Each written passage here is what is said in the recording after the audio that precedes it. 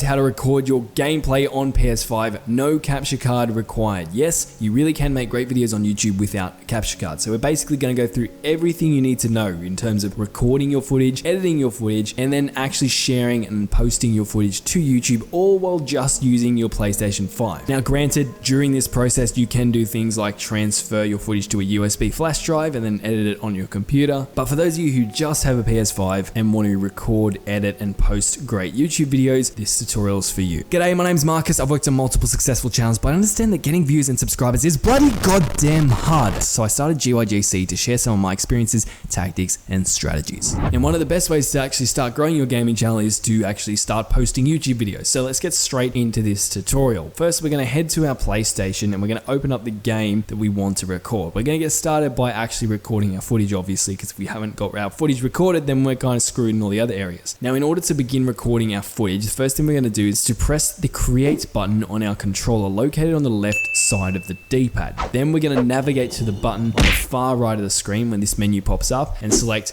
capture options. This menu is going to pop up and I'm going to walk you through what all these things do basically. So first, if your TV or monitor is capable of outputting HDR, then you want to make sure this switch is turned on. It's basically just going to make your gameplay look a little bit sexier. However, if your TV or monitor is not capable of outputting HDR, or you just can't be bothered to Google it up and figure out whether it is or not, just leave this on default. Next, let's go down to clip format and try and select MP4 because generally speaking, it's going to save you headaches if you're trying to integrate with multiple different programs or things in the future. But if you want to record in WebM for some reason, or you need to record in WebM, it's not really that big of a deal. Next, we can choose our recording resolution, which is basically going to be the quality of our video.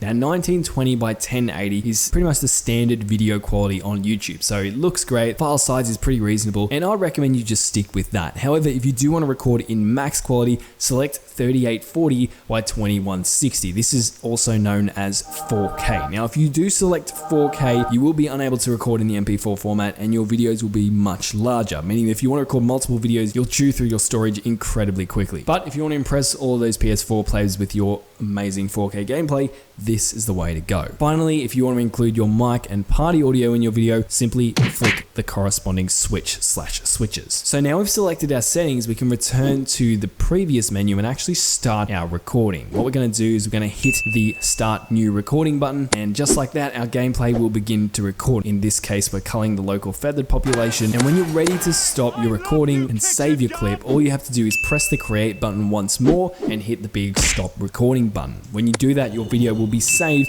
to your capture gallery automatically, and that's really it. That's how you start recording your video. So we now have our footage in our capture gallery. Now you may want to actually edit it though before you actually post it to YouTube, because unedited videos generally suck. Now if you do the majority of your editing on your computer, you can transfer the footage from your PlayStation to your computer using a USB flash drive. And I've got a separate tutorial that'll show you how to do exactly that, and I'll link that tutorial at the end of this video if you're interested. But in the meantime, let's look at how to actually edit your footage directly on your PS5 using the free app called Share Factory. Now obviously you'll need to download and open Share Factory, but when you do that, you'll see this screen. So let me quickly walk you through the basics of editing a video. First, you want to make sure you're on the video editing tab, which is the tab on the far left, and then we're going to select the new project option. You can then choose one of these pre-prepared creator kits, which will basically decide on the theme of your video. It'll provide you with an intro, an outro, a custom stickers, and transitions if you're into that kind of thing. But if you want to keep it simple, just like in this tutorial, we're just going to choose no pack. And once we do that, we'll be sent to this incredibly ugly user interface, which will allow us to select the clips that we want in our video. So not only can we edit our clip, but we can actually stitch together up to 50 clips into one coherent video, as long as that video is under 80 minutes in length. And once your footage has been selected, just hit the square button on your controller and the project will begin. Now you will be prompted to rename your project, and if you're planning on having multiple projects, I would recommend that you do rename your project to something less excruciatingly generic. But for the sake of not boring you to tears, I'm just going to jump right into this. So welcome to the Share Factory video editing interface. Now I know it looks confusing, but it's actually not that scary, so we're going to walk you through all of the basics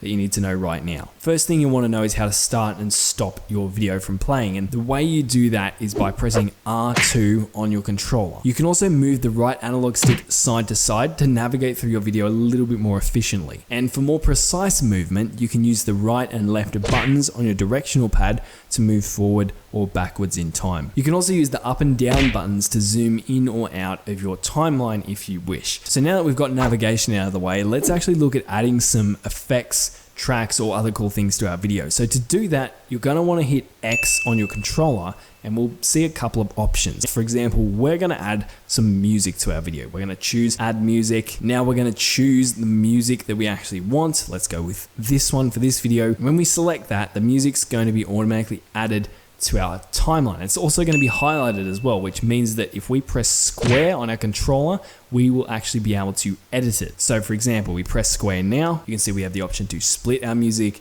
to change the volume, to move it forwards or backwards in time. We can move it all the way to the beginning if we want. We can trim our music. We can add fades in or fades out to our music. You get the idea. Now, if you do want me to go into like a really in-depth tutorial as to what specifically all of these things do, let me know in the comments. But for now, I think most of you guys will be able to figure out what these things do from here. So now that we've added music, let's go back to our project and hit square on our video clip, because remember, square seems to allow us to edit stuff on Share Factory. So when we do that, we'll be presented with a bunch of editing options. Now again, some of these terms may seem self-explanatory, but let's go through a couple of them. Firstly, playback. Playback allows us to play our clip in reverse or rewind, or to rebound it. Let's have a look at another feature, Time Bender. This feature allows you basically to do slow motion or fast motion, aka bend time, so you can feel like a Marvel character. Another option you can select is this one, which will allow you to zoom in or out on your clip and also pan around it. Another crucial thing you will need to know is how to split your clip as well, which will allow you to divide your video into certain segments, which you then can move around or delete certain segments, stitch others together, basically just tidy up your video and make it a lot less boring. So I don't want this video to drag on for too long, but if you do want me to really go into depth on like what all of these things are, let me know in the comments. But for now, let's look at two last things, which first of which is saving, the last one is exporting. So as you're going through your video, you will probably want to save the video, so if something happens, you're not going to lose all of your progress. And to do that, you're going to hit the options button on your controller and you can select to save your video. Now you may have also noticed in that same menu, when we pressed options, we could export our video, and that's what we're going to do now. That's the final step. Once we've finalized our video, we've done all of our editing, we can export our video, which is basically going to combine all of our clips and effects into one piece of footage, which we'll then be able to upload to YouTube. And so we're going to do that now. Export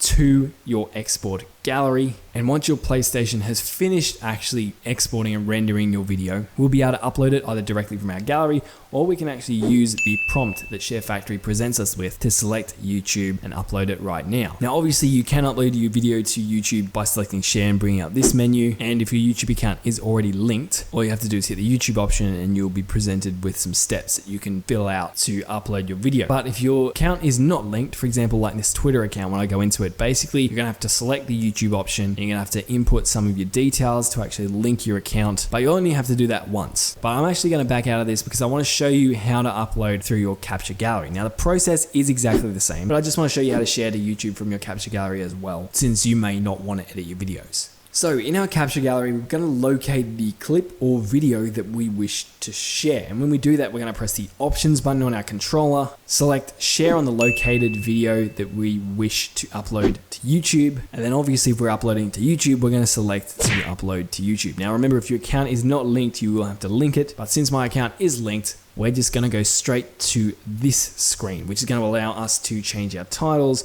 our descriptions, our tags, and our privacy settings. So whether we upload to public, private, or unlisted. And once you've filled out these options, you're done. So I hope you found this tutorial helpful, but before you duck off, I do want to thank Bryce for helping me create this video. He's a legend and his channel is linked below if you're interested. Also, if you'd like to learn more about how to start and grow a successful gaming channel, feel free to check out the video that I've got linked on screen. In it, I'll reveal the 11-step method I use to grow my gaming channel from 0 to over 20 million views, and you might find it helpful. Oh, and on screen I've also linked the video that'll show you how